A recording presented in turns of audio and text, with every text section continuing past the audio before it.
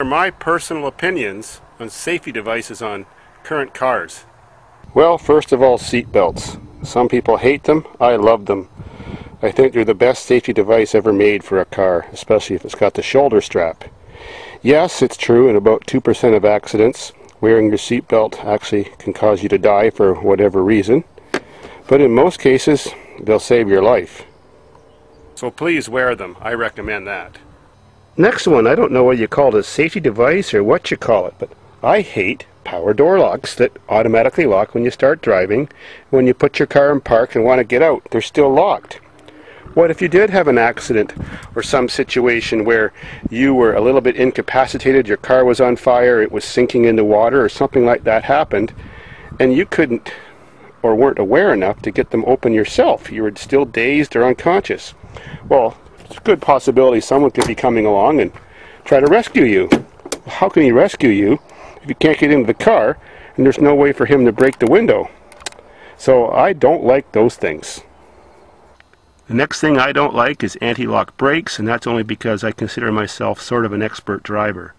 Anti-lock brakes are best for old people, women, and young drivers, but any normal guy who's an experienced driver can actually do a better and more controlled stop and keep the car under control without the stupid pedal going da-da-da-da-da-da, and you're wondering what's happening. And I like to skid, and I like to do stuff like that. I'm not in for anti-lock brakes, but they are safer in circumstances where, of course, like I just said, you're not an expert. They're also quite problematic. Of course, you've got 4 sensors, one for each wheel, and the sensor wires can break, especially in the front wheels, because the wheels are turning or the suspension's going up and down. Also, corrosion gets in the connectors, and sometimes the sensors themselves go bad, and every time they go bad, your brake light comes on. You don't know whether you've got low brake fluid, something's wrong with your braking system, or it's just one of those dumb sensors. Never get too worried if your ABS system doesn't work. When it doesn't work, your brakes just function completely normally, like there is no ABS. So having that ABS light on isn't a reason to panic. Another common reason it can come on is just because of low brake fluid, or the handbrake is down a little bit or up a little bit. Certainly when your pressure control valve goes bad on your ABS system, then it can be very expensive to fix, and along with that goes a control computer. Another one I mostly like is airbags. Modern cars come with at least 2 of them. Airbags are for dummies who forget to put their seat belts on. At least you'll have almost the same crash protection if you don't have your seat belt on if your airbag goes off properly. Now, if I devised an airbag system, it would have a seat belt sensor for each seat in the front, which means if it sensed that someone was sitting in the seat, there's weight, the seat belt is on, then it wouldn't set the airbags off in lower speed collisions like they often go off, because that hurts your face, gives you black eye sometimes, breaks your nose, who knows what. If the seatbelt is on, I would have the seatbelts go off at a much higher rate of, set for a much higher rate of speed, so they're not interfering and injuring you when they shouldn't even went off in the first place, because you were already well protected.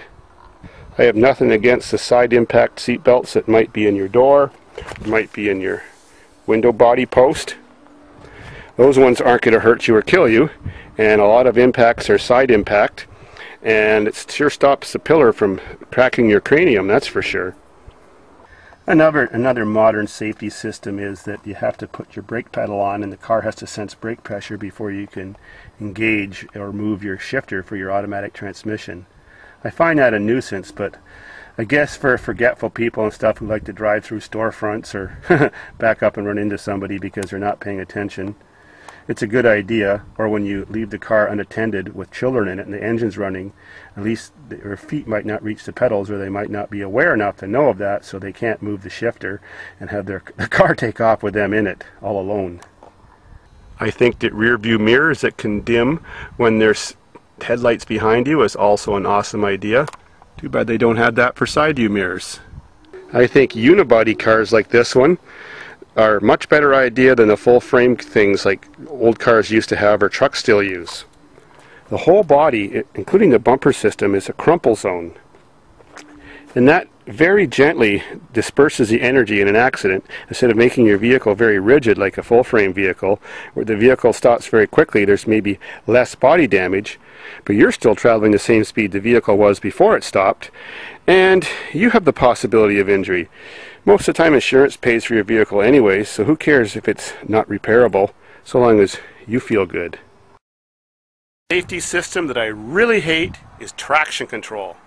Well, it's good and it's bad, but if you don't have a switch that can turn it off, I hate it. I would rather not have it at all. Sure, traction control's good for if you're not an experienced driver when you get on black ice or snowy situations or whatever, so you're not spinning your tires excessively and losing control, because when your wheels are spinning or they're skidding because the brakes are on, believe me, you can't steer the vehicle.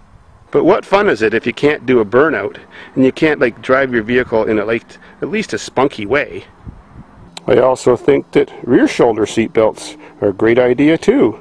And modern vehicles also have an easy to release little trunk latch pull thing from inside that you can do by hand in case for some reason you get trapped in there. That's a great idea. No complaints about that. The third high brake light, no complaints about that either. Great idea. In Canada, a safety thing is that after 1990, all vehicles must have the headlights on all the time unless the handbrake is pulled. I guess it does help get you noticed, especially when you're driving a white car in a light background or a white car with a snowy background. Having reflectors on your car that reflect light back even when they're not turned on is always a great idea, and especially the ones in the rear so you don't run into parked vehicles. Having laminated glass on the front windshield is a great idea. Sure stops you from getting your head going through the windshield and having sharp shards of glass slash your neck at the same time.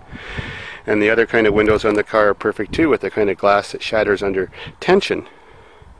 Now this car doesn't have this, but that OnStar system or similar systems like General Motors offers, that tells some operator or some person standing by someplace that your car has been in an accident or you broke down and stranded or whatever, is a great idea too, because certainly you don't always have a cell phone and you're not always in a good enough shape to tell anybody what happened, and at least they can locate your car automatically through GPS and find you.